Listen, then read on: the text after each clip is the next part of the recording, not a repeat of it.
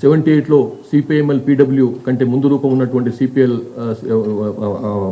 Organisation పెట్టినటువంటి లో పాల్గొని దాని ద్వారా ఆకర్షితుడైనాడు. ఇతను 1982లో సిపిఎంఎల్ పీపుల్స్ వార్లో జాయిన్ అయినాడు. 1980లో ఆ పార్టీని ప్రారంభించారు, అది మీకు తెలుసు. తర్వాత 1984లో ముప్పాళ్ళ లక్ష్మణరావు ఎలియాస్ గణపతి ఇచ్చినటువంటి సూచన మేరకు మల్ల రాజిరెడ్డి ఎలియాస్ సంగ్రామ్, కిప్రి తిరుపతి ఇద్దరు దండకారణ్యానికి వెళ్ళినారు. అక్కడి నుంచి పూర్తిగా దండకారణ్యంలో మహారాష్ట్రలో తన అజ్ఞాత జీవితాన్ని గడిపినాడు. గడ్చిరోలి జిల్లా కార్యదర్శిగా, తర్వాత బండారా డివిజన్ కమిటీ మహారాష్ట్ర స్టేట్లో తన కార్యదర్శిగా అట్లా తను పనిచేసి 2001లో 9th కాంగ్రెస్కు హాజరై అక్కడ సెంట్రల్ కమిటీ మెంబర్గా పదోన్నతి పొంది, తర్వాత సెంట్రల్ మిలిటరీ కమిషన్ అత్యున్నతమైనటువంటి మిలిటరీ బాడీ అది సిపిఐ మావోయిస్టులకు, దానికి సభ్యుడిగా నియమితుడైనాడు. 2017లో సెంట్రల్ మిలిటరీ కమిషన్ పూర్తి ఇన్ఛార్జిగా బాధ్యతలు నిర్వహించి ఇప్పటికీ అదే బాధ్యతలో ఉన్నాడు. మల్లోజిల వేణుగోపాల్ ఎలియాస్ సోను పార్టీ నుంచి బయటకు వచ్చిన తర్వాత సిపిఐ మావోయిస్టు పార్టీ యొక్క అధికార ప్రతినిధిగా కూడా వ్యవహరిస్తున్నాడు. ప్రస్తుతం పోలిట్ బ్యూరో మెంబర్గా సెంట్రల్ మిలిటరీ కమిషన్ ఇన్ఛార్జిగా ఉంటూ అజ్ఞాతం నుంచి బయటకు వచ్చినాడు. తర్వాత మళ్ళా రాజిరెడ్డి, వీరిది శాస్త్రులపల్లె గ్రామం, మంథని మండలం, పెద్దపల్లి జిల్లా, పాత కరీంనగర్ జిల్లా. ఇతను సెంట్రల్ కమిటీ సభ్యుడిగా పనిచేస్తూ ఉన్నాడు. ఇతను నార్మల్ వ్యవసాయ కుటుంబానికి చెందినవాడు. 1975లో రత్నమ్మ తన భార్యను పెళ్లి చేసుకున్న తర్వాత ఆమెతో పాటుగానే ఆమె కూడా అయినమ్మడే పార్టీలోకి వెళ్ళిపోయింది. తర్వాత ఆమె ఛత్తీస్గఢ్లో జరిగినటువంటి ఎన్కౌంటర్లో 1998లో మరణించింది.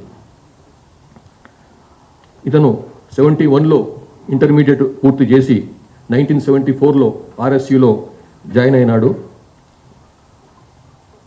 మల్లోజిల కోటేశ్వరరావు ఎలియాస్ కిషన్జీ, అతను వెస్ట్ బెంగాల్లో ఎన్కౌంటర్లో మరణించినాడు. అతనితో కలిసి ఈ మార్క్సిస్ట్ లెనినిస్ట్ మావోయిస్ట్ సిద్ధాంతాల పట్ల ఆకర్షితుడై అయినాడు. తర్వాత 1980లో సిపిఎంఎల్ పీడబ్ల్యూ ప్రారంభించిన తర్వాత బొగ్గుగనుల ప్రాంతంలో ఉద్యమ నిర్మాణానికి కృషి చేసినాడు.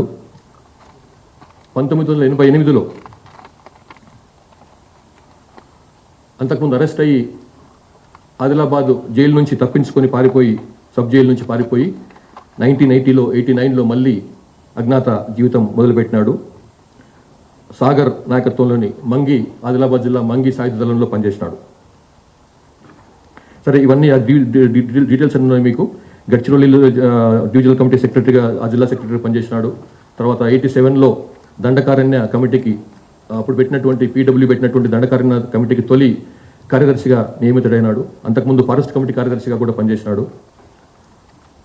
1990లో సెంట్రల్ కమిటీ సభ్యునిగా నియమితుడై దండకారణ్య స్పెషల్ జోనల్ కమిటీకి గైడ్ చేసేటువంటి బాధ్యతలు అతనికి అప్పగించారు. 2001లో మహారాష్ట్ర, కర్ణాటక, కేరళ, తమిళనాడు సంబంధించినటువంటి ఈ రాష్ట్రాలను కలుపుకొని సౌత్ వెస్ట్ రీజనల్ బ్యూరోను ప్రారంభించగా దానికి అతన్ని ఇన్ఛార్జిగా నియమించారు. తర్వాత 2007లో జరిగినటువంటి యూనిటీ కాంగ్రెస్లో ఇతన్ని పోలిట్ బ్యూరో సభ్యునిగా నియమించారు. అంటే టాప్ 5-6 అతను ఒకడన్నమాట. 2007లో కేరళ రాష్ట్రంలో సంస్థాగతపరమైనటువంటి కార్యక్రమాల కోసం పోయినప్పుడు అక్కడ అరెస్ట్ అయినాడు. మళ్ళీ 2009లో జైలు నుంచి విడుదలైన తర్వాత మళ్ళీ అజ్ఞాతవాసం ప్రారంభించాడు. 2010 నుంచి 16 వరకు ఛత్తీస్గఢ్ ఒడిశా సరిహద్దు సిఓబి స్పెషల్ జోనల్ కమిటీ కార్యదర్శిగా పనిచేశాడు. తర్వాత 2017లో ఒడిశా రాష్ట్ర కమిటీకి కూడా సెక్రటరీగా ఉంటూ దానికి మార్గదర్శకత్వం వహించాడు. 2022లో దండకారణ్యకు బదిలీ అయ్యి అప్పటి నుంచి ఇప్పటి వరకు దండకారణ్య స్పెషల్ జోనల్ కమిటీకి ఇన్ఛార్జిగా సీసీ మెంబర్స్ తరఫు నుంచి ఇన్ఛార్జిగా కొనసాగుతున్నాడు. ఇక ఇక్కడ బయటకు వచ్చినటువంటి మూడవ నాయకుడు బడే చొక్కారావు ఎలియాస్ దామోదర్. ఈయన 46 years ఆఫ్ ఏజ్, ములుగు జిల్లా తాడ్వాయి మండలం చెందినటువంటి కాలోపల్లి గ్రామం. ఇంతకుముందు ఈ ప్రాంతం పాత వరంగల్ జిల్లాలో ఉండేది. ప్రస్తుతం అతను తెలంగాణ స్టేట్ కమిటీ సెక్రటరీగా బాధ్యతలు నిర్వహిస్తున్నాడు. ఇతను కాలోపల్లికి చెందినటువంటి 10 ఎకరాల తండ్రికి 10 ఎకరాల భూమి ఉన్నది. ఆయన ఫ్యామిలీలో కొంత ఇతని కజిన్ తర్వాత బ్రదర్స్ కూడా కొంత ఈ విప్లవ పార్టీల పట్ల అనుకూలత చూపించిన వాళ్ళు. బడే నాగేశ్వరరావు ఇతని కజిన్ ఎలియాస్ ప్రభాకర్ ఎన్కౌంటర్లో కూడా మరణించినాడు. దామోదర్ బయకపేట తర్వాత రాయనగూడెంలో ఉన్నత పాఠశాలలో చదివి గోవిందరావుపేట ప్రభుత్వ కళాశాలలో ఇంటర్మీడియట్ పూర్తి చేసుకున్నాడు. 96లో 10th క్లాస్ చదువుతున్నప్పుడే ఆర్ఎస్యూ పట్ల ఆకర్షితుడై అందులో ఆర్ఎస్యూలోకి జాయిన్ అయినాడు. తర్వాత అజ్ఞాతంలోకి వెళ్ళిపోయి ఏటూరు నాగారం మహాదేవపూర్ ప్రాంతం దళంతో తన అజ్ఞాత జీవితాన్ని ప్రారంభించాడు. తర్వాత ఏటూరు నాగారం మహాదేవపూర్ ఏరియా కమిటీకి కార్యదర్శిగా పనిచేసిండు. ఖమ్మం, కరీంనగర్, వరంగల్ డివిజనల్ కమిటీకి సభ్యుడిగా కూడా పనిచేసిండు. తర్వాత 2007లో ఈస్ట్ డివిజన్ కమిటీ కార్యదర్శిగా కూడా నియమించబడ్డాడు. 2015లో తెలంగాణ స్టేట్ కమిటీలో సభ్యునిగా నియమించబడి 2019లో తెలంగాణ రాష్ట్ర కమిటీ మిలిటరీ అఫైర్స్ కూడా అతను ఇన్ఛార్జిగా వ్యవహరిస్తున్నాడు. 2025 జనవరిలో తెలంగాణ రాష్ట్ర కమిటీ సెక్రటరీగా నియమించబడి ఇప్పటి వరకు ఆ బాధ్యతలు నిర్వహిస్తున్నాడు. నూనె నరసింహారెడ్డి ఇలియాస్ గంగన్న, ఇలియాస్ రాహుల్, ఇలియాస్ సన్నుదాదా. ఈయనకి 62 ఏళ్ల వయసు. ఆంధ్రప్రదేశ్ రాష్ట్రంలోని గుంటూరు జిల్లా కాకమాన మండలం వల్లూరు గ్రామానికి చెందినవాడు. ఇతను దండకరణ్య స్పెషల్ జోనల్ కమిటీలో ఉన్నాడు. పొలిటికల్ ఎడ్యుకేషన్ వ్యవహారాలు చూస్తుంటాడు. ఇతను బీఎస్సీ పూర్తి చేసిన తర్వాత నరసరావుపేటలో ఎల్ఎల్బి కోసం అని చెప్పి గుంటూరులో చదువుతూ ఆర్ఎస్యు కలాపాల పట్ల ఆకర్షితుడైపోయి యూజీ అయిపోయినాడు. 1990లో దుర్గిదళంలో పనిచేశాడు. అట్లానే ఇంకా రకరకాలుగా డిఫరెంట్ ప్లేస్లో పనిచేసిండు. కానీ 2002లో అతను విజయవాడలో పోలీసులు అరెస్ట్ చేయగా మళ్ళీ 2004లో బయటకు వచ్చి మళ్ళీ ఆ టైంలో 2004లో జరిగినటువంటి చర్చల కార్యక్రమంలో అప్పుడే రాష్ట్ర ప్రభుత్వానికి సిపిఎంఎల్ పీడబ్ల్యూకి మధ్య జరిగినటువంటి చర్చలలో అతను ఆ చర్చలకు ఉన్నటువంటి మెయిన్ సభ్యులకు సహకరించాడు. తర్వాత మళ్ళీ యూజీ అయిపోయిన తర్వాత పొలిటికల్ ఎడ్యుకేషన్ టీంలో పనిచేసిండు. Scope sub committee and political education అంటారు, దాంట్లో పనిచేసిండు. తర్వాత 2008లో స్టేట్ కమిటీ మెంబర్ అయిన తర్వాత బీహార్, జార్ఖండ్ ఏరియాలో పనిచేస్తున్నప్పుడు 2010లో బొకారోలో అరెస్ట్ అయినాడు. 2014లో మళ్ళీ విడుదలైన తర్వాత అఖిరాజ్ హరగోపాల్, ఇలియాస్ సాకేత్తో కలిసి తర్వాత మళ్ళీ ఆయన చెప్పినందువలన మళ్ళీ మోటివేట్ అయ్యి మళ్ళీ పార్టీలో అజ్ఞాతంలోకి వెళ్ళిపోయినాడు.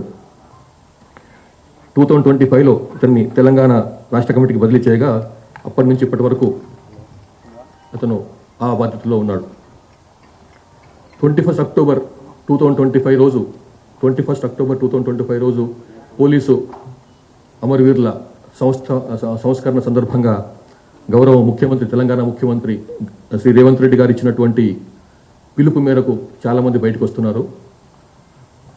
అజ్ఞాతం వీడి తెలంగాణ అభివృద్ధిలో భాగస్వామ్యం కమ్మని చెప్పి వారు అప్పుడు పిలుపునిచ్చినారు. సరే వాళ్ళు బయటకు వచ్చిన దానికి వేరే కొన్ని కారణాలు చూపించినాము, అందులో క్లియర్గా ఉన్నాయి, మీరు చూసుకోవచ్చు.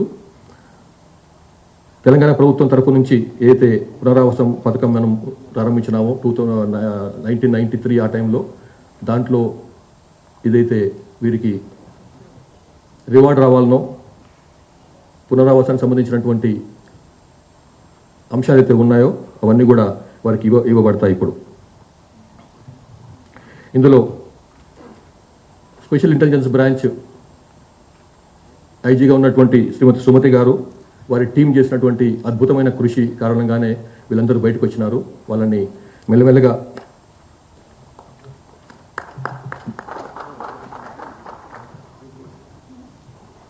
ఇప్పుడు ఉన్నటువంటి పరిస్థితులకు గురించి అవగాహన చేయించడము, తర్వాత వారిని బయట తీసుకురావడంలో మేము చాలా పెద్ద పాత్ర వహించారు. అట్లాగే వారికి ఐడీజీ ఇంటెలిజెన్స్ విజయ్ కుమార్ గారు కూడా నన్ను యొక్క అభినందనలు.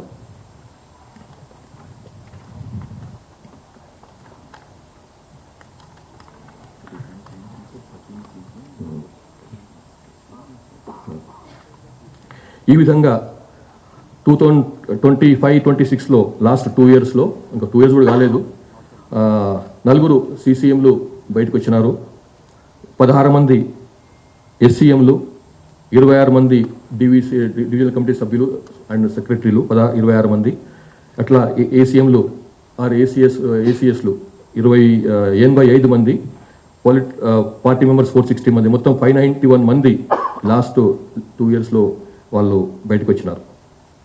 తెలంగాణకు సంబంధించినంత వరకు మనకు 11 మంది తెలంగాణలో పుట్టి పెరిగిన 11 మంది ఇంకా అజ్ఞాతంలో ఉన్నారు. వాళ్ళు కొంతమంది ఆల్రెడీ మాకు టచ్లోకి వచ్చినారు, వాళ్ళు కూడా పిలుస్తున్నాం తొందరగా బయటకు రమ్మని చెప్పి. ఇందులో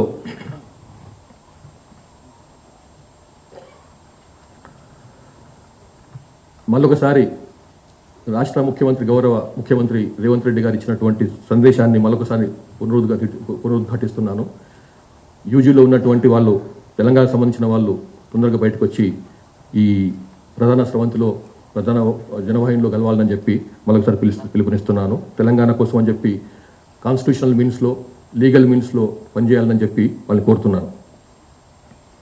thank you very much. Yes ma'am, Hindi है, ओके ठीक है.